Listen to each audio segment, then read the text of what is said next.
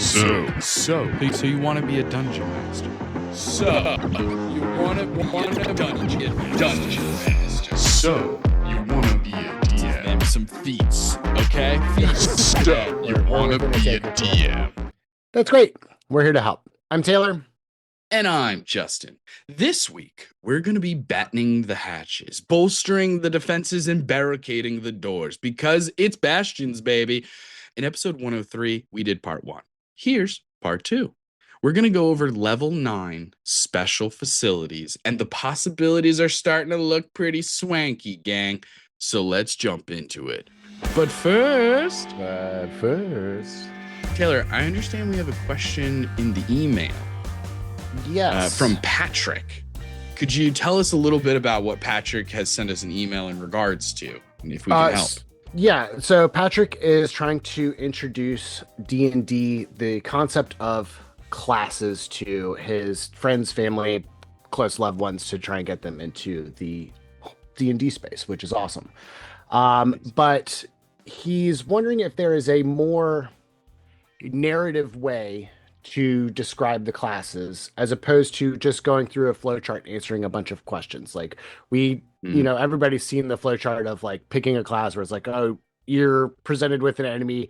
Do you want to attack it with your hands or do you want to attack it from range? Do you want to cast spells? Do you want to do whatever? There's a flowchart, and then by the end it tells you what class it is. But Patrick is wondering if there's more of like a narrative way. Like I think he says something about a intro story in 4th edition that kind of helped guide players through that decision-making tree. But I don't know. So he's just looking for something like that other than just sitting down and trying to dump information on people. Yeah, for sure. I know, because that's kind of, if Patrick didn't specify, like, I'm looking for a narrative way to do this as opposed to just flowcharts and questions, right? That would be my answer, would be like, well, there's some good flowcharts out there, and boy, we have questions, because I do think that there is some information that the party needs or the table needs. For example, I think even if you leave out like Artificer or Scion and Ill Rigger, like any like newish ones, not that the Artificer's that new, but you know what I mean? Like for 2024 purposes, it's relatively new. But just going through like the 12 main classes, I think you can give them some brief descriptions of each one, because often people will already latch onto them. Like when you tell people a bard gets they're a spellcaster, they get their magic through some form of performance, whether that be music or poetry or dance, it could be anything like that. Yeah. Then clerics, they get their magic through some sort of divine relationship. Usually it's a deity who belongs to that particular setting, but it technically could be something else. It's their belief system that is giving them these powers. Druids get their magic from nature. Sorcerers get their magic from their bloodline or from something deep within, or their heritage or ancestry. Warlocks get it through the partnership. Wizards get it through knowledge and learning. Like, you could just give them a brief description of each one. It really doesn't take super long to go through all of them. It absolutely doesn't. You don't need to go over every single, like, and then at level 7, you get this. It's like, you don't need to do that. Just the bare bones of what the class is at its core. And it really depends on how you flavor both that discussion and a potential for an intro story or some sort of level 0 story. Like 1-shot, 2-shot kind of situation. Aren't there like, it really depends on their experience level when it comes to different genres and mediums and stuff like that. Taylor and I were talking before we started recording, like, Taylor and I come from video game backgrounds, so we've experienced classes, whether it was like World of Warcraft or RuneScape or some shit like that, Final or even Fantasy, like or a legend shooter like Overwatch or like Black Ops 3. I think Call of Duty did it at one point, where they had like this character. Yes, you can get the guns that every other character can get in this Call of Duty game, but this character, this legend, this hero gets a special little ability. And in Overwatch, similarly, like each character is different. They have a different primary fire, and a different ultimate ability and yada, Right. yada, yada. So it's starting to introduce those kind of ideas of like, oh, a sorcerer is inherently different than a wizard. Mhm. Can they cast some spells the same? Yeah, they can both cast Firebolt. Right. But the background of like why they're able to cast those spells is Mhm. different. Not to mention meta magic versus, I don't Right. know, something like arcane recovery and spell books is different Right. between the two.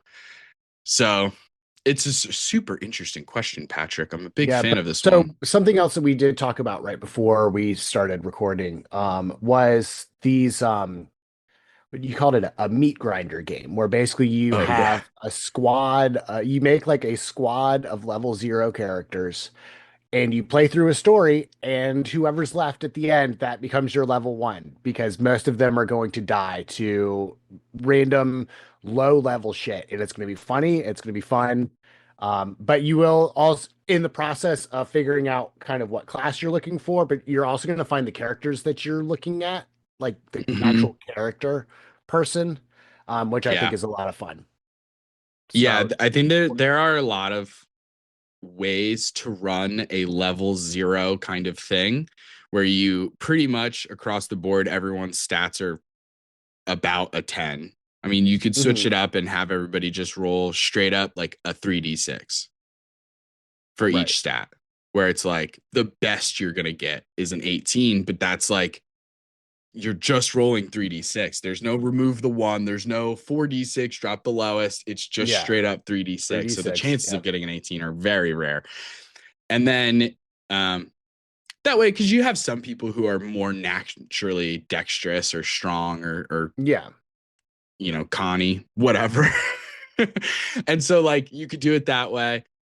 And then really it's just I think my only worry is that like if you're starting everyone at level 0, no one has magic. Everybody is pretty much melee or ranged at that point. Right. It's like how Right. do you get to explore the magic? That's the That's hard very part true. about doing Right. this is you're trying to create a narrative one shot or a short thing Hmm. so that people can test out these abilities or test out something that would, by the end of it, help them discover which class makes the most sense for them, right? Right. Now, the difficulty is that even without Artificer or Scion or whatever, you're talking 12 classes. How Hmm. are you going to get them to try all 12 classes or experience a little bit of each of them unless you're kind of following a flowcharty kind of Right. thing of like, Right. what do you want to use more of? Magic, weapons, or a little bit of both? That because then you can break it down to like half casters like Hmm. paladins or eldritch knights or whatever. Right. And then you just kind of keep going from there. So it really is kind of like I genuinely do believe that it makes a little bit more sense. I This need is to how try I to would do it. find this fourth Is I edition story thing to see Yeah, what that they're would talking obviously about. be big, but I genuinely do believe that I would probably just end up having a session 0, discussing the 12 classes, what Hmm. makes each one unique from a background standpoint, not even getting into mechanics. Yeah. Maybe I would introduce one tiny mechanic of each class. For barbarians, it's rage. For bardics, it's inspiration. For clerics, it's channel divinities or Hmm. something like that. For druids, it's wild shape. For fighters, it's I don't know, just Action being surge. a bad action surge. For we could go through the whole Yeah. list. Yeah. Yeah. Yeah. But then I think I would genuinely be like, okay, based on that, let's have everybody choose like 3 classes that kind of speak to them. Hmm. That you're kind of like, just based on the little bit I've said so far, which 3 are like kind of speaking to you. And Hmm. then let's narrow it down from there. So I think when you're having an open dialogue, a back and forth conversation, especially when you start to give them the setting a little bit and stuff like that. And then I think, you know what? Do really short things. Not necessarily a Hmm. one shot, but not like a full ass campaign either. Yeah. Do like a quick 4 session thing. Yeah. Grab a That module. way, that way people can experience the class, Hmm. fill those shoes a little bit, and they can find out if they truly like it or not in a way that isn't like, well, if you don't like it, well, you're stuck with this character for however long. I Right. mean, you could do a longer campaign and then just allow the players to switch characters if and when they I've done find that. out that they don't like this class or something like Yep. that. But like, yeah, it's very interesting. I'm sure that there are absolutely TTRPGs designed around this type of concept of, Right. because in a later episode we're going to be talking about Morkborg, and Morkborg, the more that I'm reading it, the more that I'm like, oh, it's giving level 1 D&D, where like you're level 1, Right. the most you'll ever get to is like level 2 or 3, but that's it, and like Yeah. it's very deadly, it's very low, like you're not that powerful. It's not a hero fantasy the way that D&D is. Mm-hmm. And a lot of these like level 0 low level stuff, it's kind of that where you're not necessarily the big hero yet. It depends Right. on the setting, of course. You could make a setting where even a level 1 is a hero, you know Yeah. but yeah, it's a great question. Cool. Yeah. Lots to talk about. Patrick, if you have any more questions, and anybody else, if you have questions, don't forget to send us an email at so you want to be a DM@gmail.com. Another incredible way to reach out to us is if you're a member of the Patreon gang. My goodness, we are checking those notifications all the freaking time. So check out the Patreon. Link is in the description. Not only are we paying attention to that a little bit more than anything else, but also it has so much interesting content on there for you guys, like the homebrew magic items that are available on there. Even just at the $2 a month level, the Wormling Gang Dragon level, there's so much cool stuff. The bonus action, extra podcast episodes. We talk about different homebrew that we're coming out with, such as the College of Surf Bard is coming out right Hell before yeah. Christmas. And it's just Jack Johnson and beach vibes and acoustic guitars, and just like, what if a bard was just chill as hell? And that's this one. And they're really, really fun and interesting. We've Yep. got a lot of interesting subclasses on the horizon because of a recent charity event that we did, and a lot of people donated. So I got to Yeah. make some kind of gutter punk fighter. I have to make a druid who turns into a unicorn. A couple other ones. I have to make some kind of horror bard, and Taylor's working on a water paladin and a astrology zodiac cleric. So we've got a lot in the works. So subscribe, check it out. It supports us a ton. It helps us continue to do what we're doing. So check out the Patreon. Link in the bio. And let's get into the meat of the episode. Let's do it. So today we're talking Bastions, Mm-hmm. right? We've talked Bastions before. We've gone over all the basics. We've gone over all the things, the special facilities. These are the ones that give you some sort of mechanical output. We've gone over the ones that you receive at 5th level, because there's prerequisites for some of them. All of them have a level prerequisite.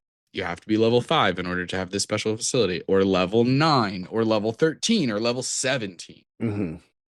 Now, the interesting thing is right at level 5, character level 5, each PC in the party can have 2 special facilities. At level 9, they can have 4. Level 13, 5. Level 17, 6. Now, you can always switch your like facilities out. Like you can replace one special facility with a different special facility when you level up. Same way as like the way bards do with spells. Right.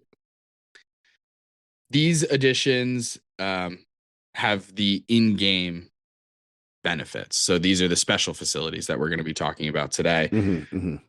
They have the prerequisites. One or more hirelings comes with each special facility, more if it says otherwise. They're the ones who are doing most of the work, the upkeep, the maintenance, basic things around the study, the armory, the barracks, whatever special facility you're upgrading. Right.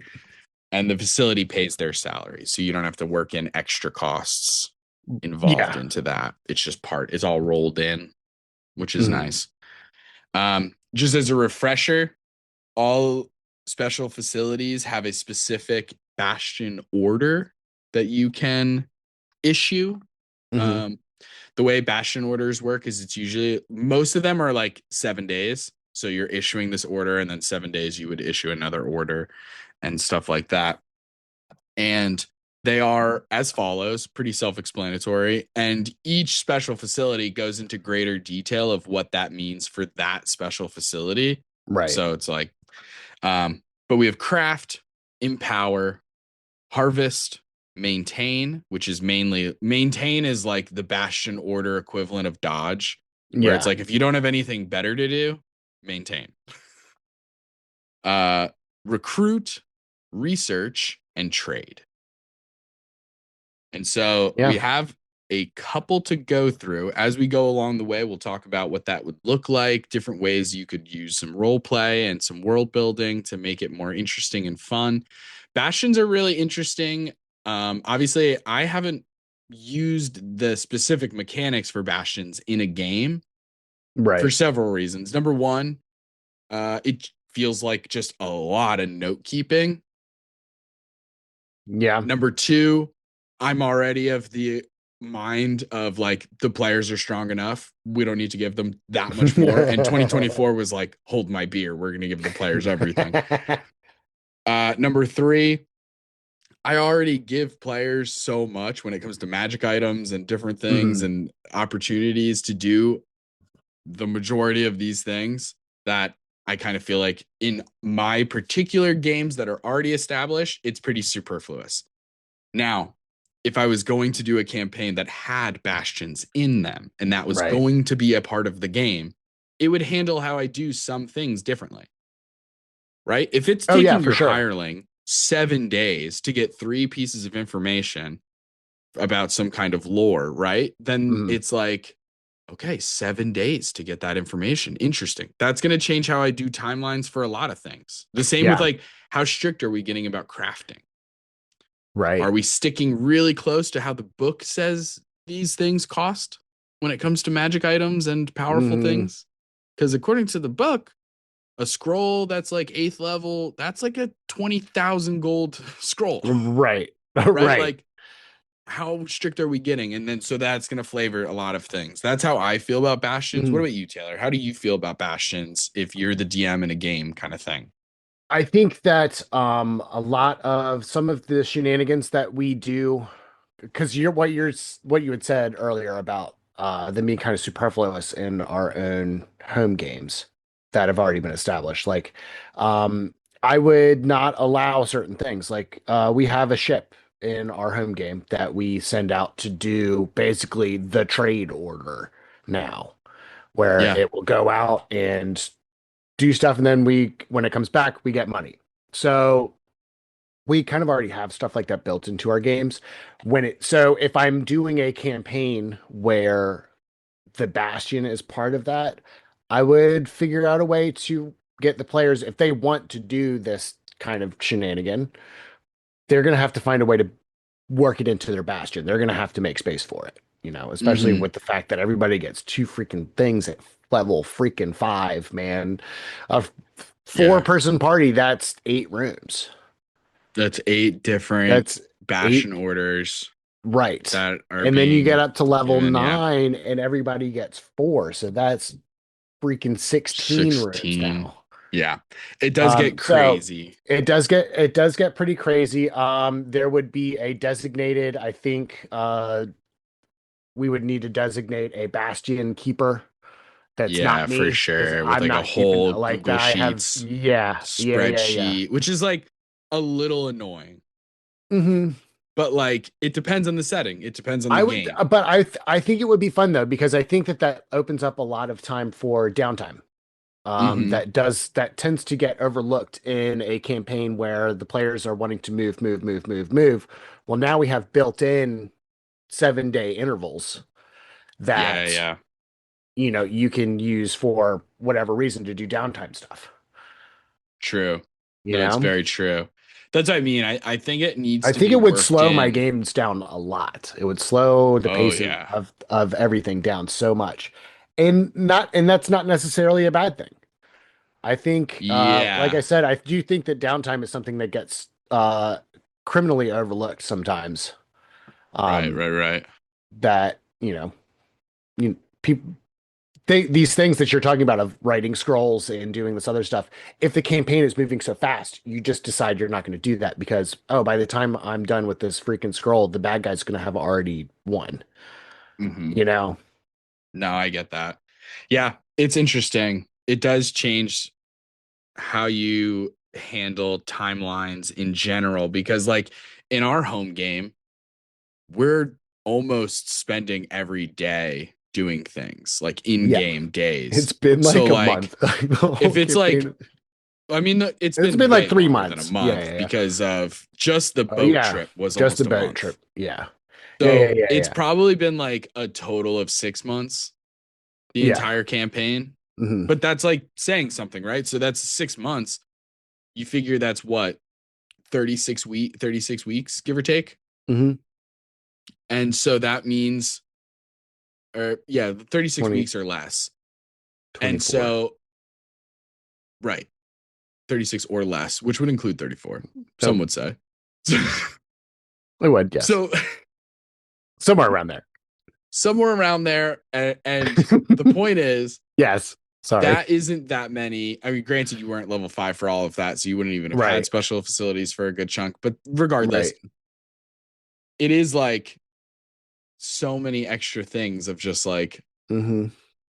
okay, then this other thing is going on. Okay, we need to keep track of the days now to know when the 7 day thing is up, to know when the order is over. I think Right. that it does again, this totally depends on the session, the Hmm. table, how you want to run that game. It can slow things down in a way that you don't like or in a way that you like, depending. Right. Right. It also can add a level of bookkeeping that you either don't like or can obviously delegate to a player, and maybe it's not that big of a deal. But there are some games where I would just straight up be like, we're not doing Bastions. Yeah. It's too much bookkeeping. We're playing a 6 session game Hmm. that we're not Oh doing yeah, yeah, yeah, Bastions. yeah, yeah, yeah, You know yeah, what I yeah. mean? Like there's so Bastions are many definitely instances. a campaign on like long campaign only type of Yeah. deal. Yeah, and if I'm being perfectly honest, I could see myself maybe doing one thing with Bastions in my life, and then I don't see my. This is only speaking for me and the styles of games I want to play from here on Right. out. Right. I don't see myself using Bastions, but that's just because I want to do way faster paced stuff. Right. And I don't want to have there be weeks and weeks and weeks of things. Or if I do, I'm going to do time jumps, in which case Right. it's a little annoying to be like, okay, well, if we're doing a 6 month time jump, then that's 17 Bastion orders that I get to do. And that means, and it's like, okay, what are Yeah. we fucking doing? So yeah, it's just like, it's very interesting because I like the Bastion addition to Hmm. 2024. And yet I'm still like it's very interesting because I'm just like, oh, I like some of these are good, Yeah. Yeah. Yeah. this is really Yeah. cool, this could be fun. And then also simultaneously like, but I'm not going to use them. But I mean, this is cool for somebody. No. Yeah, that's what it is. It's like I truly recognize that this is dope for certain stories, certain tables, Yeah. certain campaigns, Yeah. Yeah. Yeah. just not some of the ones I personally want to do. I think a lot of that has to do with we're at level 15 of a 1 to 20 campaign. Uh-huh. My ADHD is on fire. I simply will not do another long campaign Mm. unless the stars align in such a way where it genuinely makes sense.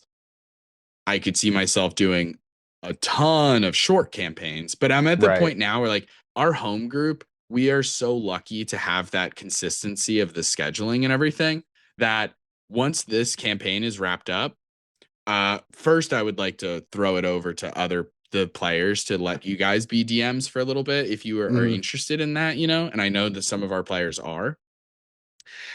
Then after that, I'm running short things.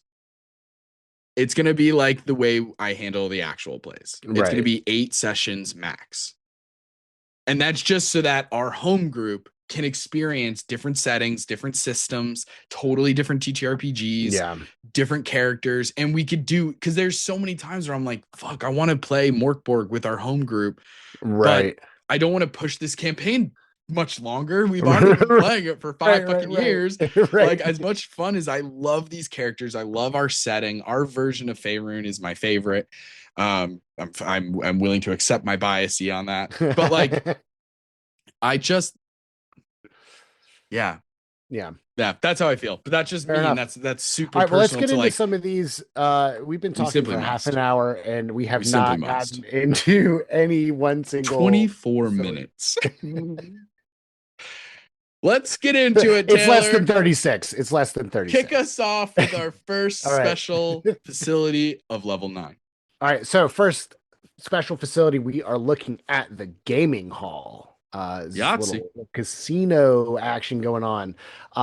It's got 4 hirelings with it, and it does the trade order, which for this facility means the facility's hirelings turn the gaming hall into a gambling den for 7 days. And then at the end of the 7th day, you roll a D100 and you get money. If you get 1 to 50, it's 1d6 times 10, and basically it goes up from there, with the max being 98. 10d6. Hell yeah. Nice. Yeah, that's 10d6 times 10 gold for 7 days. Sick. That's rad. But yeah, so that's the gaming hall. Pretty I would- basic, but I like this one. It's very fun. I like this one too. It's a very much a RP. What does your casino look like? What does your gambling Yeah. What den look games are like? being You're played right, there? exactly. I think that this is a huge like world building or just kind of party building exercise of what does Yeah, your casino look like? absolutely. It is really fun because you could do this in so many ways because it Mhm. is very like you're just rolling a D100, consulting the table. How much money did you guys make? So Right. it could literally be anything. Yeah. You could have there be like kind of quote unquote more normal games like roulette, craps, blackjack, card games, Mhm. whatever, right? But you could also be like during those 7 days, we have a huge boxing match and people bet, like sports Yeah. betting. You could Yeah. have that happen because there's nothing in here that would tell you otherwise, right? It's just you're making money from gambling. Mhm. How that gambling looks is totally up to you. If you I guys had want the to have most absurd. artificers doing robot wars, That battle would be bots, rad.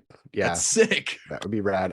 There's a part of me that has one of the things is just betting on how many times a dude can bounce a ping pong ball on a paddle, and everybody's just standing there. Oh, oh, oh, yeah! I just rewatched, and it doesn't age well, but I just rewatched Ace Ventura when nature calls. Oh, yes. Ooh, baby. The movie is still funny, but God, Uh-huh. there are so many scenes where I was like, Uh-huh. yikes. Yeah. But anyway, another idea for a gambling thing is putting a guy on a really tall pole. He has to Oh, stand there for however many days. The people in the audience get spitballs. And they Yeah. can shoot these spitballs at them, try and get them to knock their balance off.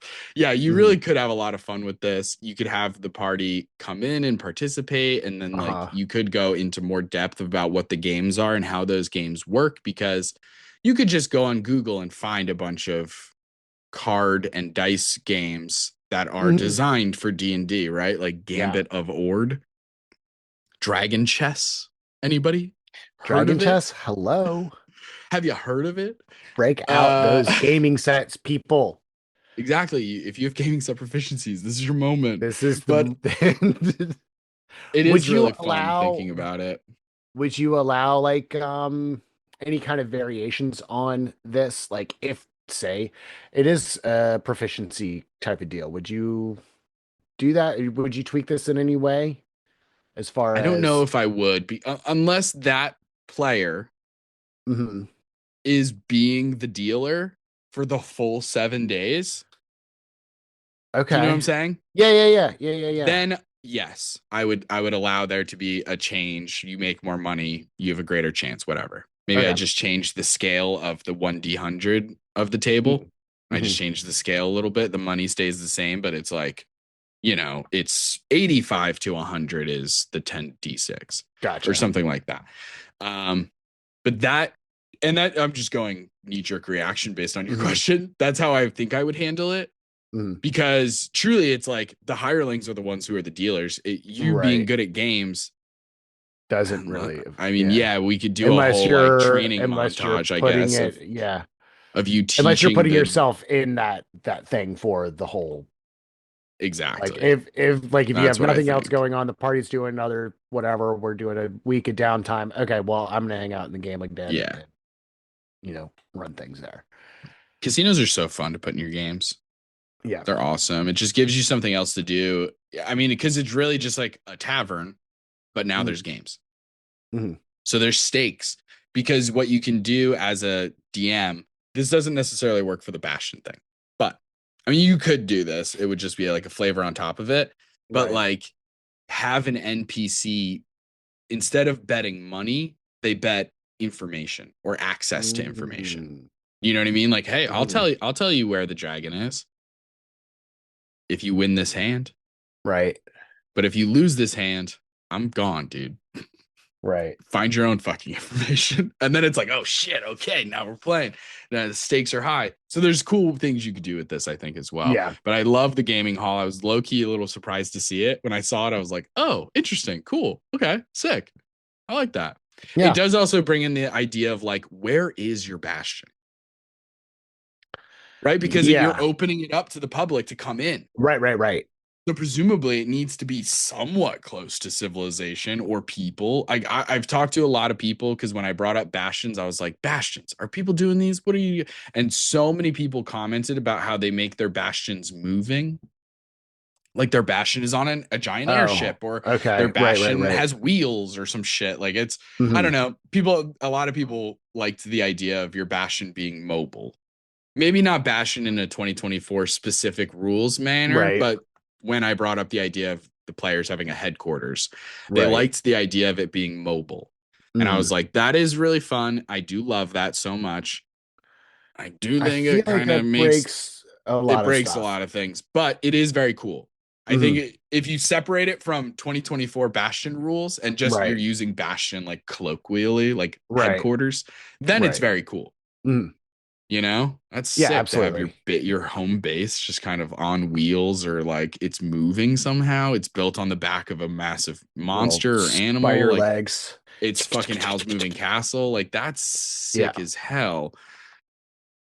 But if it has all these roomy rooms and Yeah. an No, you're entire not gonna. greenhouse and garden, then now what Absolutely are we not. doing? So, but anyway, getting into the I next think. one. Oh, so actually, I thought of a fun fix for that. Okay. It can move, but you have to give up two whole bastion actions for it to get up, move, and replant, and then everybody Oh, has to re-secure everything. I like that. I like that. Yeah, that there you go. Yeah, it takes a lot of manpower, the Hmm. hirelings, to be able to do this. Yeah. Yeah. If you're going to stick with 2024 Bastion stuff, I like that a lot. Okay, sick. Our next special facility is the greenhouse. It is roomy. You get one hireling, and it is using the harvest order. Now, before we even get into the harvest order, first order of business is it grows something called fruit of restoration. Now, in this greenhouse, you got one tree. This one particular tree, it grows three magical fruit. These magical fruit, once you pick them, they only last for 24 hours. It will rot after that and be completely unusable. Okay. If eaten, it is like lesser restoration is cast upon you. Dang. Now, the tree cannot be transplanted. You can't bring this tree anywhere. It stays in your fucking greenhouse Yeah. forever. Yeah. Yeah. Yeah. Yeah. There are more That's. rules that kind of just I simplified it a little bit, but Uh-huh. they go into great detail of being like you can't build up a ton of fruit. You get 3 fruit and that's it. They by the time they regrow on the Hmm. tree, those The other fruit that ones are you picked are rotten. Yeah. dead. Like there's no way to amass fruit. The most you will ever have is 3 Right. and 24 hours. Hmm. Hmm. So there's no way to game this Right. other Right. than every person in the party growing having a greenhouse as their Right. own special facility, and then you could Right. get 3 per person. But regardless, lesser restoration also at ninth level, and I It's like that they helpful, did but this it's because yeah. it's gonna get crazy fast if you don't put limiters on it, stuff like Right. this. Right. But at ninth level, lesser restoration isn't like that insane. Still nice to have, still a good thing. It's still a net benefit, but it's Hmm. not like the craziest thing in the universe. If it was Yeah. greater restoration, it would be the craziest thing in the universe, but it's not. It's lesser restoration. So Hmm. Hmm. the only thing lesser that I really like are flamingos. Lesser flamingos are amazing. Don't let anyone tell you different. And I can tell you have questions about that, and I'm going to move right past it. And we're moving on to the harvest order. Now, when you issue the harvest order, you can choose between 2 things: healing herbs or poison. Taylor, I can tell you're looking up flamingos and you're not paying attention. I see you Googling some stuff. There's just, it's one of those weird naming conventions where, Mm. there's like multiple kinds of animals. And for Uh-huh. some reason, scientists are like, these are lesser flamingos, these are greater flamingos. And it's like, what a dickhead. Why are you guys assholes? It's just like a weird naming thing. Anyway, so harvest healing herbs takes 7 days, doesn't cost you any money. The hireling creates a greater potion of healing. Mm. That's pretty good. That's rad, actually. That's pretty 7 days, good. no money, greater potion of healing. Because the actual crafting time on a greater healing potion is crazy. It's like 3 months or some I shit. It's I don't know if it is. I think it might be pretty similar is actually, it? because I know that creating a common potion of healing costs you half the cost, so 25 gold, and it takes you 8 straight hours of work. Oh, okay. That's a common. But again, we're going to do an episode pretty soon all on crafting. I want to do an entire episode on crafting. I want to do an entire episode on dungeons. I want to do an entire episode on dragons because the name of the game is Dungeons and Dragons, and we haven't Mm. done an episode completely on dragons. And so I'm Right. like, why not? Also, we're 100+ episodes in, and I'm starting to run out of ideas. So that's why you emailing us, folks, gang, we need your help. Hit us up with some questions. Anyway, um, so that's just the healing herbs one. So when you give Mhm. this harvest order, you get to choose. You can choose that, or you can choose harvest poison. Same timeline, same lack of cost. So 7 days, no money. Now the hireling is getting a vial's worth of a poison. Right. Now they've done a cool thing where I think this is just a net improvement between 2014 and 2024 is that they've brought in a couple more types of poisons. I think we've all been there in D&D specifically where Oh like yeah, yeah, or yeah. 5e I should say. I can't speak to older editions where it was like, "Hey, you're poisoned." And every once in a while a Here's the monster would poison have a unique condition. Yeah. poison where it would say, "While you're poisoned in this way, you Hmm. also blah blah blah blah." But like the players not getting a ton of poisons. It was like you coat Right. your weapon in poison, it does maybe poison damage and they could be poisoned. And that was it. Now we've got a whole list of different kinds of poisons. Specifically, when it comes to the greenhouse, you can harvest a vial's worth of either assassin's blood, malice, pale tincture, or truth serum. Dang. Now, those 4 poisons, if you want to learn about what they do and how they work and the DCs involved and everything like that, it's in the Dungeon Master's Guide under that particular chapter. Hmm. Maybe we'll do an episode all on that. Who knows? But that is what you're Simply, getting with this greenhouse.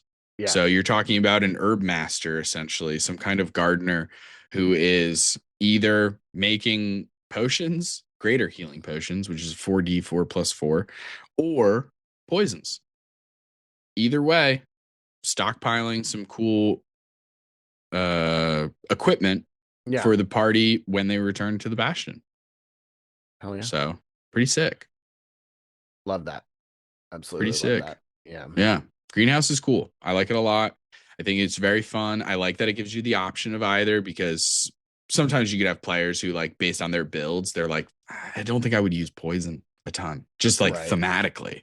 And then Right. there are other characters who are like, I absolutely would coat my daggers with poison. Assassin's blood, what is that? I want one. And I want You one. know, like I do. I get it. So I think it's There's really one of cool. I them do just like that. called Malice. I like that. I like that. Let me just put that on Yeah, I think screen. I've had Malice in Baldur's Gate 3 too. I think Oh I yeah. remember getting a vial of Malice or something like that. Yeah, the name is so familiar, but again, we won't be going over the super specifics of the poisons in this episode, but stay tuned. Stay tuned, gang. Moving on to our next room here, our next special facility. We got the laboratory. One hireling, and it does the craft order. You can either craft alchemist supplies, which your hireling can make anything that can be made with alchemist supplies using the rules in the player's handbook. This is just, I don't even know what alchemy stuff is, and I did not look it up. I didn't do my research. I'm sorry, gang. Um, but yeah, so anything you would use alchemist supplies for, Justin looks like they're snagging a book. The other thing you can do is, hey, more poisons. Your hirelings can also craft a poison. And it's going to be some different ones though. Burnt othar fumes, essence of ether, or torpor. It takes 7 days, and you pay half of the cost for poison. It's not like the um greenhouse where you get it for free. Still costs the half of what it would normally cost to do it on your own with a poisoner's kit. Yeah.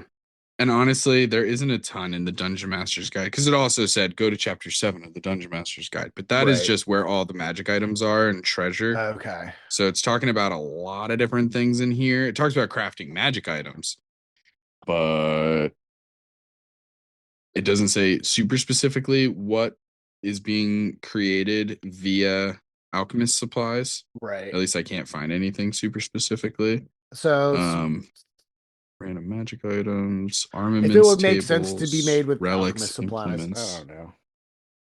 Yeah, I mean This they is in the the weird player's handbook they ambiguity also of fifth edition, I know, and, 2024. and in the player's handbook I think it also goes into a Right. slightly greater detail.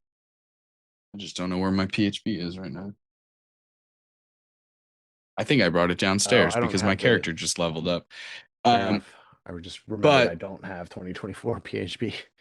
But yeah, anyway, yeah. So they give you a list of different things mhm, in the PHP during the crafting sections as well as the tools sections of the book where it will go over an example list of things that alchemist supplies can make. mhm. Same with Okay. all the tool sets. We'll Right, be right, like, right. oh, leather workers, here's some stuff you can make. So I I think that's gotcha. what they're referring to. So it's just like anything that an alchemist supply kit can normally make, your hireling can do those things. And here's Right. how, you know, Yep. that a lot, we'll see that a lot throughout this, specifically special 9. I started to notice it. There's a lot of times where, and I mentioned it a couple of times, we'll see throughout here, but like the hireling is assumed to be proficient with like any tool set that's required to use for Right. making a magic item or a mundane item or something like that, as Mhm. well as the skills involved. So like it happens in the next one, the sacristy. Well, you'll see it'll say like the hireling is assumed to be proficient in arcana for the sake of X, Y, and Z. Right. So it's very like I like that the idea that you're not just hireling randos. It's like no. The hireling who works in the laboratory, they're a scientist. Like That's a scientist. That's a they're chemist. it's That Dexter. is You're somebody. not Yeah. hiring Dee Dee, you're hiring Dexter because it's the Right. laboratory. Mm, That's sure. how I always know how to spell laboratory the right way, Mm-hmm. is because of the way that Dexter used to say laboratory. Whereas restaurant, who the fuck knows where those letters go? I do Yeah. know because I've made it a point of knowing, There's a but stray U somewhere in there. yeah, there is, dude. You would think it would be restaurant. You think it would be at the Mhm. end, A-U-N-T. It's not. Mhm. It's restaurant. It's very strange. Yep. Anyway, So, uh, speaking of weird words, Oh yeah, the next one. Yeah. Oh, wish me luck. Uh, oof, boy. Okay, sacristy. I think Sure. That's what it looks like. sacristy. So here we do have a prerequisite outside of just being level 9. You need whichever PC is choosing this as their thing. That PC has to have the ability to use a holy symbol or druidic focus as their spellcasting focus. Mm-hmm. Now, just as the ability to use doesn't mean that your character has to be using a holy symbol at all Right. times. Like, because there's so many different ways to where it's like, oh, you have the ability now to use your sword as your holy symbol. And it's like, it just means you can. So it Right. probably means that you have some levels in cleric, paladin, druid, or the like, you know? Yeah. Now it's a roomy space. You get one hireling, and we're going back to the craft order. A lot of craft orders across Mhm. this particular set of special facilities. In the sacristy, first off, when you're crafting or you're giving that craft order, you have two choices. First is holy water. 7 days, no money. The hireling makes a flask of holy water. Now, the interesting thing, and I think this is hilarious because it just makes me, Justin, think a lot about organized religion because you can pay, because again, it costs nothing across that Mhm. 7 days to make a Mhm. flask, Right. but you can pay money to make it more powerful. Now, the most you can pay is 500 gold, Okay. but each 100 gold increment increases the damage dealt from that holy water by a d8. That's So crazy. 100 gold, it's an extra d8. 200 gold, 2d8, all the way up to the maximum 500 gold, 5d8 of extra damage dealt by this holy water when you use it on a person that presumably is getting hurt by holy water. Right. Because my understanding is that holy water doesn't hurt everybody. It's I don't just think so. hurting, heathens and fucking that joke. Like I'm gonna end that joke there and ghosts let's move and on. fae and stuff. Ghosts, yeah, like undead mostly. Undead stuff. Undead, maybe fiends. Yeah. Hmm. I think that's it.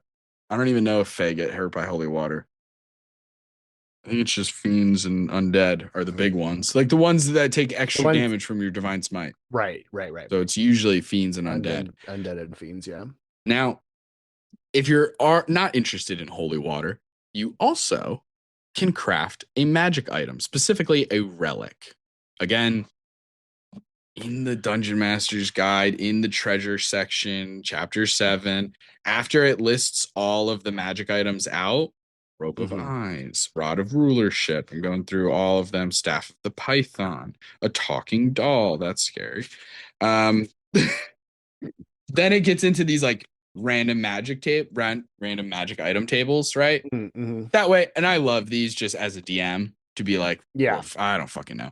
But we've all been there where in 2014, the random magic tables, they did it by rarity. So there was like random magic item table A. And for that Right. one, it was like you're getting a potion, you're getting a fucking maybe a bag of holding was like the most exciting thing. Right. And then slowly they went all the way up to like magic item table like J or something like that, where now you're getting legendary items. This separates it a little differently. It separates them by like common, uncommon, all the way up to very rare, and even legendary. But it's also separating them by like type of magic Right. item. So there's Arcana, includes everything from Baba Yaga's dancing broom to a scroll of protection, potion of flying, rod of security. But then there's armaments, Mm-hmm. armor +1, dwarven plate, the Holy Avenger, right? Weapons, armor. Yeah. Then there's implements, the vaguest of words, but you're getting cloak of protection. Things. You're getting Well, just bag put of things devouring, on a the top. carpet of flying, yeah, iron stone of awareness, portable hole. So it's just stuff. Yeah. And then you get relics. Okay. Now, relics, I suppose, have a touch of divinity about them, although some of these could easily fit into any other category. Armor +3 is a relic. Holy Avenger. Some of them do bypass, like they're Right. like the Holy Avenger is considered a relic and an armament because Right. it's a weapon, but also it's a Holy Avenger. So like Right. kind of makes sense because you also have things like Staff of the Adder, Staff of the Python, was also under Arcana. So some of them do like they're multiple things, Gotcha. and I respect that. But this is where you can get an idea for your relics Okay. because when you're crafting this magic item, similar to the way that some magic items were able to be crafted in the level 5 special facilities, and we had an issue during that session about implements and armaments and Yeah. being like, Yeah. what the Yeah. fuck is this? Here, when you issue that particular craft order, the hireling can make a common or an uncommon magic item relic Mm-hmm. from the tables in chapter 7. Your hireling is proficient in Arcana in whichever tool the item needs. So if the item needs the hireling to be good at leatherwork, then they're good at leatherwork. If the item needs Right. them to be good at glass blowing, then they're good at glass blowing. And I like that Mm-hmm. because it's not going to hamstring you and kind of be a dick about it. Where Right. it's like, well, no, is your hireling good at? It's like, no, why are they working in my fucking sacristy if they're not good at this stuff? Right. Right. They Right. lied on their application apparently. So if the item needs spell casting though, Mm-hmm. then it's got to be the player. Okay. Now the way I read this, of course I didn't write it word for word the way that it's written in the book, but I can go back and find the actual specific word for word. Right. The way I read this a little bit is that it's if I'm my character's name is Johan. If Okay. I'm Johan, I'm the PC. I'm the one who put the sacristy into my part of the bastion, right? This is one of my level 9 special facilities. Right. I'm the one issuing the order for my hireling to do this crafting. If the thing needs a spell, I need to be able to cast that spell. If one of my fellow party members can cast the spell, but I cannot, I'm not necessarily saying 100% it's one or the other, but it's just an interesting thing to discuss because it's kind of like it says in the book. Now I'm reading word for word. Okay. If the item allows its user to cast any spells from it, you must craft the item yourself. The facility's hireling can assist, and you must have all those spells prepared every day you spend crafting the item. The way I read that, I have to do it. If Yeah. Taylor's character can cast shield, but I can't, then I can't Doesn't create matter. a magic item that can make shield. Taylor can, Right. and he can do it at his sacristy or whatever the fuck. So That's how I read it. But okay. unless Taylor wants to work in my sacristy, Taylor's character wants to work in my sacristy to work with the hireling, maybe Which for the I full time. would, which I, I there's might be that's a okay with that, but precedent. then that means that you're maybe not able to work on something in your own bastion. I got people You for would that. you'd still issue They're the just running a orders. gambling den. Who gives a shit? Yeah. That I just have 5 gambling. guy with the debts. ping pong paddle is going crazy. He's at 1,006. The pool is huge at this point. God, that would be so funny. So yeah, that's kind of where I'm at. Is I think I would make it so that yeah, if we're gonna allow a different PC to do it, then they would have to spend the time there. But I also could see some tables being a little more strict about it. Mhm. But we're talking common and uncommon. Yeah, I mean, So what there's really are some we really making here? yeah, there's some pretty cool uncommon items, but I don't know what all's on this relics table as Relics, far I as could tell you right uncommon. now. So I'm gonna as fast as I can go through common and uncommon. Ready? Oh god, Ear okay. horn of hearing, potion of healing, common, pot of awakening, ruby of the war mage, shield of expression, smoldering armor, spell scroll of a cantrip in level 1, staff of adornment, staff of flowers. Now we get into uncommon. Enspelled staff with a cantrip or a level 1 spell. That's a new 2024 thing where Okay, it's I just a gotcha. staff that casts a spell. Okay. Enspelled just means it has a spell charge in it and you can Got cast it. a spell from it. Okay. Kyoutman's Ointment, Mariner's Armor, Nature's Mantle, Pearl of Power, Periaptive Health, Periaptive Wound Closure, Potion of Animal Friendship, Potion of Healing Greater, Potion of Resistance, Ring of Water Walking, Sending Stones, Spell Scroll level 2 or 3, Staff of the Adder, Staff of the Python, Wand of Magic Detection, Wand of the War Mage, +1. Nice. Okay. So some pretty decent ones. Just being able to Yeah. make spell scrolls is pretty fucking sick. Yeah, absolutely. Or Sending Stones is another big one. Periaptive Wound Closure, if people have extra attunement slots, that one's sick as hell.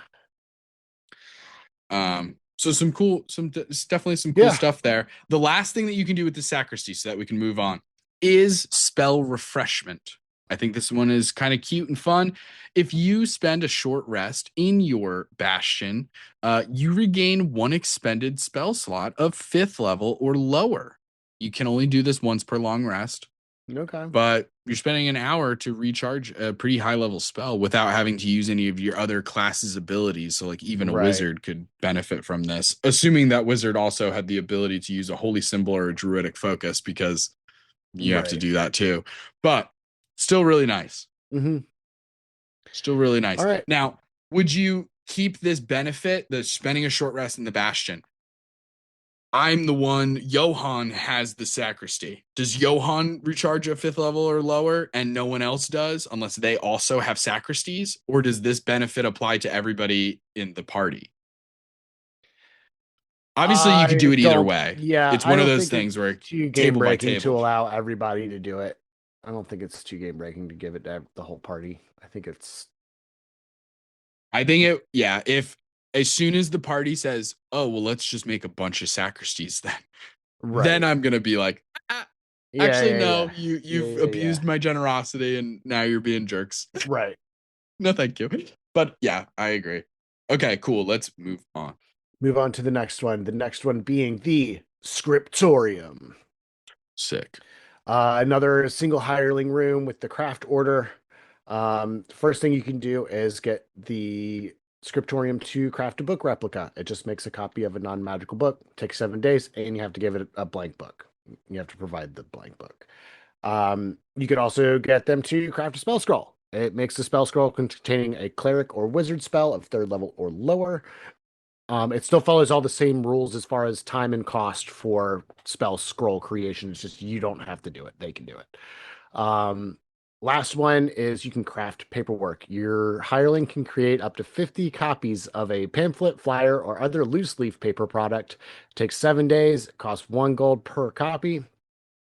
And then, for no additional cost or time, the hireling can also distribute this paper to 1 or more locations within 50 miles of your bastion. That's really fun. I love that this last one. I love that bit so much. It's so interesting. And this type of ability is rife with possibilities. Like the opportunities that single little ability presents is huge. The idea that you could be like, hey guys, watch out. There's a dangerous person around. Watch out. There's doppelgangers afoot or something like that. Like you could warn people. You could hire things. You could spread information, spread disinformation if you wanted to, or misinformation. There's so much you can do with this that it's so fun. Because you could also do dumb things like birthday party invitations or something. But it's just so fun. Dragon's Bane is a dum-dum and just pasted over every city for 50 miles. So cool, dude. It's so fun. funny. And if Dragon's Bane was still around at that time, then you could even progress the story folder. Your hireling gets captured. They were spreading propaganda that the crown sees as wrong. They've captured your hireling. Now you have to go plead their case to try and get them released or break them out or something like that, Oh, so fucking cool. So much fun. The book replica one I think is really interesting too. Just like the idea of copying books. I think that's really powerful actually. It's one of those things that requires a little bit of like role play and like story building. But But I could see that being really helpful, actually, especially when something like you guys have found like entire ciphers where it was like a journal from a bad guy, but it was written in Right. cipher and you only had one copy of it. So you had to either physically write the entire fucking Mhm. thing, which takes so long, or so it's just like I like that one a lot. Spell scrolls across the border, that's good. That's a net Yeah. good. That the fact that you don't have to do it. Now you do have to pay the cost depending on the Mhm. level of spell and stuff, but all that's in the PHB, and we'll cover that in the crafting episode. Yep. But the paperwork one, I The fucking love paperwork is that one. fun. That one's Yeah. so fun. That is a Okay, lot of fun. I like this one a lot too because it's Mhm. silly and it's fun. Next up, we have the stables. Now these are roomy. One hireling to look after all these horses, and the order is trade. Okay. So now this is one of those unique locations where you can have more than one. And now the interesting thing too is like I don't know if they mean can have more than one. Does that mean the entire bastion is allowed, quote unquote, allowed to have more than one stable? Or are we talking like your PC when you're choosing special facilities? I'm allowed however many at level 9. What did we say? 5, 4. 4, 4. I'm allowed 4. 2 of them are allowed to be stables. Is it just meaning me or is it meaning the whole group? I think think it's it just means meaning me. just one person, the singular That's what I person. think too. But it's just one of those tiny examples of like Mhm. they could have written that explicitly so that we don't have to kind of assume. But Right. that's a question for another day. Mhm. As somebody who has designed a couple of games at this point, I do recognize how difficult and challenging it is to cover every single potential example or like potential scenario. Like it's impossible to Mhm. cover everything. So I do get it. I want it to be known that when it comes to the human creators of D&D, I don't want to put too much give them too much shit, but when you're a gigantic company like Hasbro and Wizards of the Coast, I am giving you a little bit more shit than I would give to a tinier publisher. Yeah. And that's That's how I also very feel. true. That's also very true. Eat the rich. But first, But first, we need more stables. yep. So you can have more than one stable. Each stable comes with. This is another one that's written a little interestingly where I was like, here's what I think they mean. You can have a riding horse. I just knocked over something. It's not a big deal. You can either have a riding horse. You see the red light left because that fell. A riding horse or a camel. And then also you get to choose 2 ponies or 2 mules. It's important to know that a pony is not just a young horse. Some people might No. mistake Yeah. that. It is a totally different animal, horse like, but small. Now, the way that it writes it is each stable you add to your bastion comes with 1 riding horse or camel and 2 ponies or mules. No commas what's to speak of in that sentence. So the way I read that is riding horse or camel, Mhm. 2 ponies, 2 mules. Yes. And so you're choosing, but you get both, you get but both, like it's a yes. choice, right? So it's Yeah. So a each horse. one is a choice: horse or camel, ponies or mules. That's how I read it too. Yes. Again, it's a little one where you're kind of like, I think that's what they mean. I'm almost Yeah. positive. Yeah. But there's a world where they meant something different and they just fucking forgot a comma, but I Right. doubt it. But that's, yeah, another thing. Now, the stable can house 3 large animals. And in this context, when it comes to stables, 2 medium creatures equals 1 large creature. Now, that doesn't necessarily track for like everything across the board, but for the Right. most part, that's what we can use as um, to decide how many creatures we can put in this stable. Now, after a beast stays for 2 weeks, 14 days in the stables, any animal handling check towards them is at advantage. Okay. I like that a lot. They're I do domesticated. too. Yeah. They're kind of, hey, we're used to people at this point. And I like that. 2 weeks is fast, but assuming the hireling is doing their job and constantly reinforcing that kind of stuff. So I like that a lot. Now we get into the trade order. because all of that is just like it just happens. But now Right. we get the trade. You can buy or sell one or more mounts at normal cost, keeping the ones that you buy in your stables.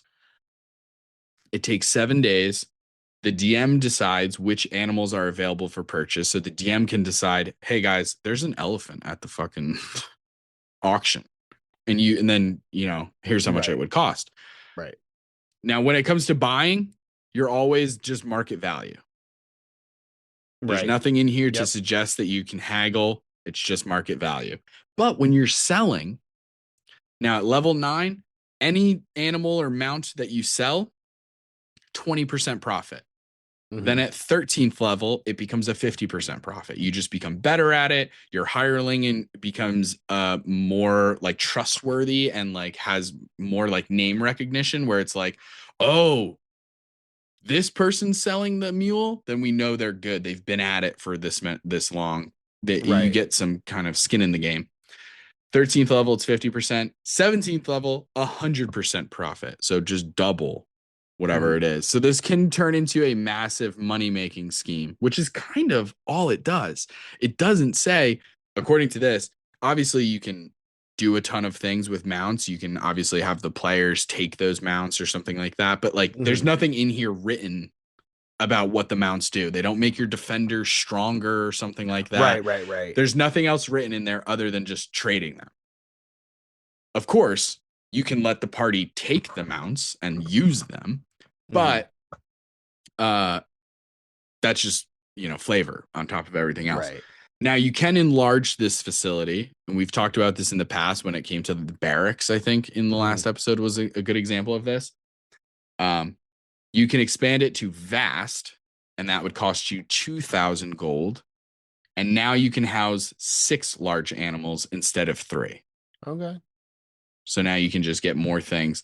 That way, sometimes enlarging is such a nice feature because it doesn't require you to use another one of your special facility slots to get another stable. Right. Now you can still just have one stable, but it's twice the size. So that's really nice. But yeah, that's the stable. That's awesome. There we go. Moving on to our next one, we are looking at a teleportation circle. Whoa. Hell yeah. Single hireling, and it's got the recruit order. Basically what that means is for this room, you recruit a spellcaster. This is your hireling extends an invitation to a friendly NPC spellcaster. You roll a die. If the number's odd, they decline. If it's even, the person shows up via the teleportation circle, and while they're there, you can ask them to cast one wizard spell of 4th level or lower. If you're 17th level, they can do 8th level spells or lower. And then if the spell has any material components, they come out of your pocket. The spellcaster will stay for 14 days or until you have them cast a spell. If for whatever reason your bastion comes under attack during this period, they say, you know what, too risky, I'm out, and they leave. Dip. Emphasis on glass cannon. Yeah. I'm gone. Yeah. Actually, you know what? Peace. I like that a lot. This one's fun. So I like this. So this is a designated teleportation circle now in your base Pretty without having to much. spend the whole year or whatever it takes of casting the spell. 100%. Because it does say, I don't include this in our outline because it would just be like, what are we doing? Just rereading the book. Right. But like it does say under teleportation circle, inscribed on the floor of this room is a permanent teleportation circle created by the teleportation circle spell. So yeah, it is permanent. So now not only does this give you this recruiting opportunity, which is dope. Right. I like this one a lot. But also teleportation circle. It gives you a teleportation circle in your bastion. Yeah. As long as one party member has this, it's dope as fuck. This should absolutely be a discussion of at the table of like, okay, which one of us is getting the teleportation circle? Because somebody should have it. Right. At least one of us should have this as an item in our fucking, in our thing, right? Like it's so good. I love you're just extending an invitation out there. And I think it's so fun Now, it does very specifically say a friendly NPC spellcaster. Right. How much, on a scale of 1 to 10, 10 being just the worst DM ever, how much of a dick do you think I'd be if I did put a spy in there? The spellcaster that you guys have recruited, he'll cast a spell for you. But also he's getting a little intel. He's secretly a So spy. He's a little bit on the inside. I would do it with like a hidden roll, maybe. Like if they roll a 1 or like an odd number where it says that he's supposed to decline, like, okay, well, why don't you just roll again? And if that second roll is a, even number, the person that shows up is not the person who was originally invited, but it's somebody who like A intercepted them. doppelganger, Yeah. disguised Yeah, self. yeah, Yeah, yeah. yeah, yeah. I think that could be really interesting. I wouldn't do it often. It would be like a once in a blue moon kind of thing. Mm-hmm. I also would have a lot of fun with this. Just having somebody show up and be like, all right, I'm here. Now, what would you like me to do? Oh, cast. You want me to just put a shield spell into your Iron Stone? All right. All right, I'm gone. It was a pleasure. It just leaves. It's hilarious. It's so Yeah. funny. This idea you could as a DM to make things simple for yourself, depending on how much you're role playing the Bastion, you could make the friendly spellcaster the same one that just keeps Mm-hmm. reappearing. Being like, I'm so glad you guys hired me again. It's impossible finding work out there. It's just like really funny. Yeah. I like that a lot. I like this one. I do Other too. than there's the obvious benefit of having a teleportation circle in your Right. Bastion is wildly helpful. However, I like it outside of that. Oh yeah. I think Yeah, this yeah, is yeah, yeah. really interesting. I like the spellcaster, like the recruiting of the spellcaster and potentially getting some higher level spells that you wouldn't otherwise get access to. Yeah, Or like say you I need do like like a this. dream spell or something like that to get in contact with somebody, or I don't know that I don't think dream might be a Dream little is too level low. 5, but I get what you're Yeah. saying though for sure. Because then at 17th level, 8th level and below, Yeah, there's that's some really powerful stuff. crazy. Yeah. Scrying, like there's so Hmm. many ways that you can use this to help the party in so many big ways. Yeah. Um, so yeah, no, I love this one. This one is That's a one of good my one. favorites. But let's keep it moving. Let's go. So after the teleportation circle, we have the theater. The theater. Very good. Yes. Statler and Waldorf in the stands just being like, what's going on here? Just the two old men from Theater. Muppets. I didn't even know her. Ooh, ooh, ooh, ooh, ooh. That was really good. Oh shit. Okay. Yeah, we gotta have them there. That's so funny. Okay. The theater is an interesting one. I do like this one a lot, but this one does kind of require a little help from everybody, is the way that I read it. So it's vast, 4 hirelings, and it uses the empower order. Now, Nice. when you use this empower order, what you're empowering is a theatrical event. This theatrical event takes 14 days of prep and then leads to 7 days of performances of this production. Now, the performances can continue indefinitely. You can just keep having this performance take place Okay. until a new production comes underway. So until you want to change the production, you're done with Hamlet, you want to move on to King's Lear, then you have to do the 14 days Right. again and blah, blah, blah. Right. Now, you or another character. So this is one of the few times that it really does pull in the whole party, which I love. Right. You or another character can contribute in the following ways. You can become a composer or a writer. So you can write the script, you can compose the music, something like that. That'll take you 14 days. So this implies a level of downtime that you're at the Bastion helping, or you're putting in the work somehow, some way. Right. There is the conductor or the director. So you're either conducting the orchestra, or you're directing the actual play. you're there for the entirety of the production. Yeah. So if the play goes on for 7 days, you're there for 7 days, right? Or you can be a performer. So for here, you need to be there for the entire rehearsal period, which it doesn't necessarily specify how much of the 14 days is rehearsal versus just literally setting up the thing. Right. Obviously, just play with that by ear, go with the DM's discretion. But and then you're there for one or more performances. You don't have to be there for every single performance. Often there are understudies. One of the hirelings can be your understudy and take up the performance when you leave. But at the end of the rehearsal period, which I take to mean those 14 days of prep, I'd also take it to mean the 14 days. everyone who helped has to make a DC 15 performance check. Okay. If more people succeed than fail, so that's all you need is just you need more people to hit 15 or higher than fail, then each of you receive a theater die. But Justin, what's a theater die? Great question. Well, it starts at a D6. Okay. The way this dice works is any D20 test that you take, you roll the D20, you can see the number, you don't know if it succeeded or failed, technically. Right. You might be able to ascertain in your brain, like, it's a 19. But, every once in a while you get a 17, you're like, fuck, is that enough? At this level, like, is that enough for the saving throw of this beast? Who knows? Just like, almost like a bardic inspiration, this theater die is like an inspiration die, kind of. You just get to add this to that check, essentially. Any D20 test. So it can be a saving throw, an attack roll, anything, right? That uses a D20. And you just add it to that. Boom. And that's it. That's what it does. It's just literally a little dice that you can just have it. Now you can only have one theater die at a time. Right.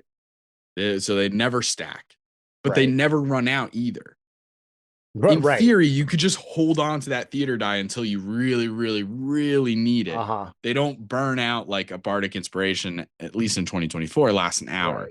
So something to consider. Now at level 13, it becomes a D8. At level 17, it becomes a D10. So it's not the most ever, but it is just like a cool little extra thing. That's rad. Yeah. And also, again, the role play implications of this are endless. So fun. Yeah. So fun to put on a little play. If this were to happen in our home game, I think I would because it wouldn't happen so often, but on the episodes or the sessions where it was like, okay, we're putting on our little play, I think I would actually find like a play. I'm looking around my room. I have Rosencrantz and Guildenstern are dead. And I think I have a Brett Favre fucking carded as the bookmark. That's insane. I was a big Brett Favre fan until he took money away from a fucking cancer thing to pay for his daughter's. Anyway. But I think I would find a scene in a play and I would actually have you guys act it out. I think that would be really fun. You know what I mean? Yeah. I give you guys the script of Elf, for example. What? I think that could be really, really fun. But that's the theater. That's the theater, baby. That's awesome. All right, so the next area I think is also super rad. It is the training area. It's a 4 hireling situation. It's got the empower order. Hold on. Nice. Sorry, the dog went crazy downstairs. I'm trying to record it. Anyway. You're good. Anyway, okay. So it's got the empower order. You can have more than one. It looks like however you want. But here's where it gets really, really cool. You choose a trainer of some sort, and they give you extra abilities. So if you choose the battle expert trainer, you can take a reaction from an unarmed hit and reduce the damage by a D4. Pretty sweet. You could do a skills expert that will give you proficiency in acrobatics, athletics, performance, sleight of hand, or stealth. The tools expert will give you proficiency in a tool set. The unarmed combat expert allows you to add an extra D4 of bludgeoning damage when you hit with an unarmed strike. The weapon expert gives you proficiency with the weapon, and if you already have proficiency, you get the mastery that goes along with it. I really like that one. You must Yeah. train 8 hours a day for 7 days, and then after you are completed with the training, the benefit that you gain lasts 7 days. Yeah. I like how they're pretty explicit with it. Hmm. Here's the ability you get. Here's how long it lasts. Right.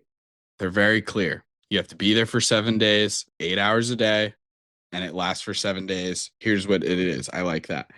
Um, I like this one a lot. It's really I interesting do and fun too. to me. It also offers a lot of role play and Hmm. character building opportunities. And I like the idea of you're choosing, it's the trainer that is different, you know? Hmm. I like that a lot. That it's like not just a jack of all trades trainer who can train you Right. in a bunch of different things. It's like, no, no, no. You're changing the teacher completely. Right. Right. I Right. like Right. that. I do too. They I offer, think I would make a little bit of tweaks as far as the must train. The benefit only lasts 7 days. I would allow after a certain number of sessions. I think maybe doing like a roll to try to get whatever that skill is, like the weapon mastery or the tool proficiency or something along those lines. If you do this training a certain number of times back to back to back to back to back, maybe you get that ability for good. yeah, Because it makes absolutely. sense that if you're using this same skill over and over and 10,000 over again, hours.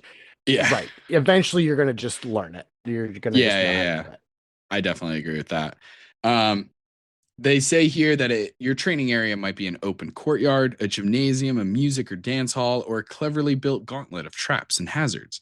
It might Mhm. contain inanimate targets for weapon practice, padded mats, or other equipment. I like that. I'm imagining the training room in Kung Fu Panda with all the swinging chains and the Oh, freaking the yes. dummies and the little like Hell spinny yeah. dummies. Yeah, yeah, yeah. Do love that. And our final special facility for level 9 is the trophy room. Interesting. Now, the trophy room is very interesting because the name of it is crazy. Hmm. But I mean, the way the book describes it is a room that houses a collection of mementos, such as weapons from old battles, mounted heads of slain creatures, trinkets plucked from dungeons and ruins, and trophies passed down from ancestors. But I guess they were just trying to figure out how to make this work. But anyway, Right. the trophy room, it's roomy. It has one hireling, and the order is research. Now, the research options, you have two options of things to Hmm. research. You can research lore, which is very similar to some things that we've discussed in the level 5 one, where you can research the topic of your choice. It takes 7 days. You tell them any legend, a kind of creature, a famous object. The more specific, I suppose, you can get with your specifics, because obviously the DM is figuring all of this stuff out of like which Right. information to give you and stuff. Right. But after 7 days, that hireling can eventually share with you whenever you guys re-meet Hmm. um, 3 pieces of accurate information that was previously unknown to you.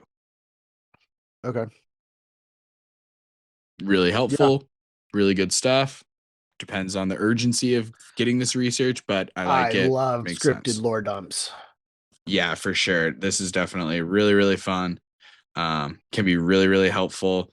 It's interesting me. I mean, obviously, it's just funny to me to be in a room with like mounted heads and be like, that's a deer.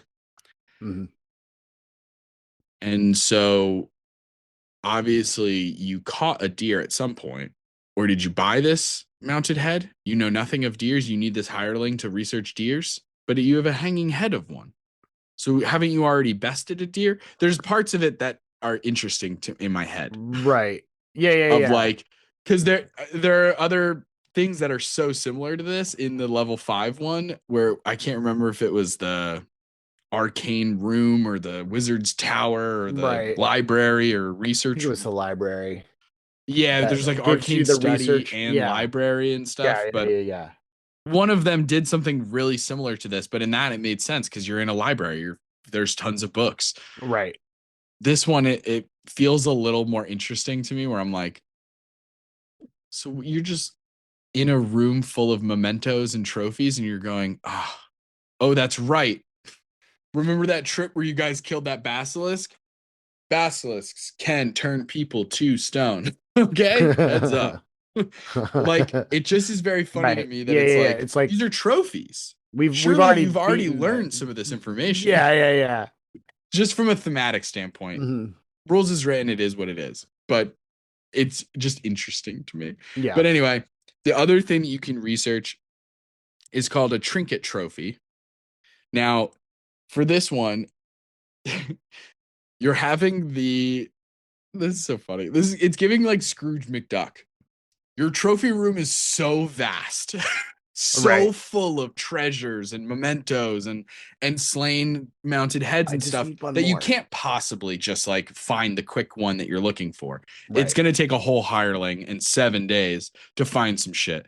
So Like the Warehouse trinket 13. trophy, There's just racks and yeah, racks of stuff. yours the hireling is searching for a specific trinket that might be of use to you. Mm, It's going to take 7 days. Roll any dice on it's an never odd. someplace easy to find. On odd, you find nothing. Damn. On an even, you find a magic item. All right. Roll on the implements common table in chapter 7. Oh boy. So I've been to chapter 7. I've Mhm. been to the common implements table. Mhm. I can tell you, first of all, if we're rolling on the table, how can we assure that it'll actually be of use to the party? Right. I don't like that. I think that if I were having players do this and they're spending the 7 days to have a hireling look throughout the thing, I would still do Mhm. the roll a die, odds or evens. Okay, Right. evens. Yeah, you found something. I think I would just go through this list Mhm. and pick one and be I think like, so too. this, I think this would be useful to you because the DM, I know what's coming, Yeah. Mhm. right? Like, and all of these are common magic items, right? So it's like Heward's handy spice pouch. It's like a bag of holding, but it holds seasonings for your food to taste good. Oh, you guys are fighting a dragon? That's not useful? Weird. Mm, Weird that that's not useful in this ice dragon. Weird. Whereas maybe one of these other ones, Horn of Silent Alarm, a little bit more right. helpful because then the person can go forward and say, "Hey, when I blow the silent alarm, I found the fucking dragon." Right. Only the party hears the alarm. The dragon doesn't hear the alarm. It's set up that way. It's a silent alarm. Only Right. those who you want to hear it will hear it, even though that's a common magic item and later on in the game will become completely useless. For now, pretty useful. Yeah. Right? A mystery key? A mystery key? What is that? It's you just It's a trying key. outdoors, It's just rolling a a key. D100, seeing if it fits. It's ridiculous. So Mhm. that's what I would say. When it Okay. comes to the trophy room and the trinket trophy, I Yeah. would be a little bit more specific about what magic item you're giving to the party because the idea that they would use the 7 days, use all this time. First of all, they have only a 50-50 shot that they even find anything. Right. Right. At that point, spend the extra 2 seconds that it takes to go through the little list of like And 20 find something objects that's here. There's actually not that many. It's good like for your 20 to 30 yeah. objects and find the one that kind of makes sense because none of them are that helpful. Right. Granted, they do get to keep this magic item. There's nothing Mhm. that says that they get rid of it or it eventually Yeah. Yeah. Yeah. explodes or something. So like I get that, but yeah. Yeah. But these are so many interesting things. We've talked about how bastions aren't going to necessarily make sense for every single D&D campaign, but for some they can. And they can be so awesome and add so much to making it truly feel lived in and also just adding in so many opportunities for downtime or for even exploring these NPCs. Like you could do a little mini adventure of a bunch where the party gets to play as hirelings as the bastion Yeah. comes under attack. Like you can have them play as the defenders, play as the little spellcaster dude who dips the hell out as soon as danger strikes. Ooh, What's that, danger? All right. Well, that's my cue. Good luck. I love that. Yeah. But I think the most important thing that I take away from this, and Taylor, feel free to chime in on this because I'm curious where you're going to come at this particular angle, is in the specifically the stables. Horses, camels, ponies, mules. No cows, no dairy, no big milk. That's a tragedy. Yeah, Big milk. Thank you so That's much for all we can sponsoring get this into this episode. time. You can find us on TikTok and Instagram at So You Want to Be a DM, or you can ask us a question at So You Want to Be a DM at gmail.com. If you like the episode, don't forget to give us 5 stars and a review wherever you found us. And check out the Patreon, the Twitch, and the merch with the link in the description. Join us next time for more Dungeon Master tips and tricks. Bye. See ya! Hey gang, it's Justin. I have the honor of giving a shout out to the members of our Patreon gang. Nub Muffins, may Palor's light shine upon you. Marsavies, have you watered your flesh prison lately? Yazvi, the eternal library where color and community await you. Molly Adeza, who gets yet another level up. And there's Elijah, Tappy, and Linguini. Gang, we appreciate and love you. Tune in next time for more tips and tricks from So You Want to Be a DM.